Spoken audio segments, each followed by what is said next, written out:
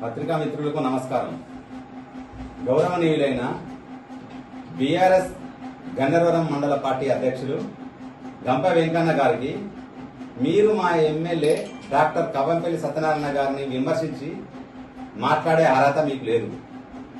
Kasimpeta village Indiramma ఇల్లు 6గురికే ఇచ్చిందని మీరు మాట్లాడుతున్నారు. వాస్తవంగా 8 మందికి ఇవ్వడం జరిగింది. అందులో 2 కట్టుకోవడం లేదు. అందులో ఒకరికి సాంకేతిక లోపం వల్ల బిల్లు పడడం లేదు. దానిని సరిచేయడం జరిగింది. మిగతా 5గురికి దశల వారీగా బిల్లులు పడుతున్నాయి.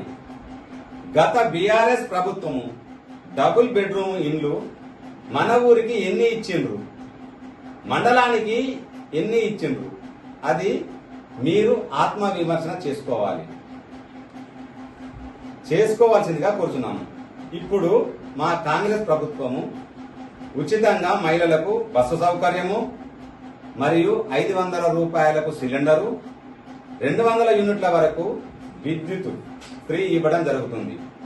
ఇందిరమ్మ ఇండ్లకు 5 లక్షల రూపాయలు నగదు 4 విడతల్లో ఇస్తుంది.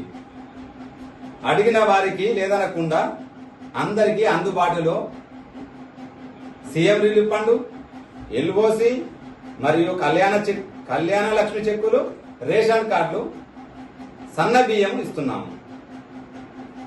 బీఆర్ఎస్ ప్రభుత్వము 10 సంవత్సరాల కాలంలో దళిత బంధు ఎంత మందికి ఇచ్చిండ్రు, బీసీ బంధు ఎంత మందికి ఇచ్చిండ్రు అని ఎంతమందికి ఇచ్చిండ్రు అది మీరు ఆత్మవిమర్శన చేసుకోవాలి.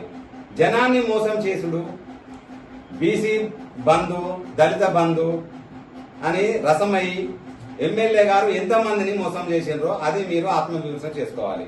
10 సంవత్సరాల కాలంలో ఒక్క ప్రభుత్వ ఆసుపత్రి కట్టడం మీ ద్వారా మీతో కాలేదు. ఇప్పుడు మా కాంగ్రెస్ ప్రభుత్వము డాక్టర్ కవంపల్లి సత్యనారాయణ గారు మండలానికి ఒక ఆసుపత్రి 1,40 లక్షల రూపాయలతో నిర్మించడం జరుగుతుంది.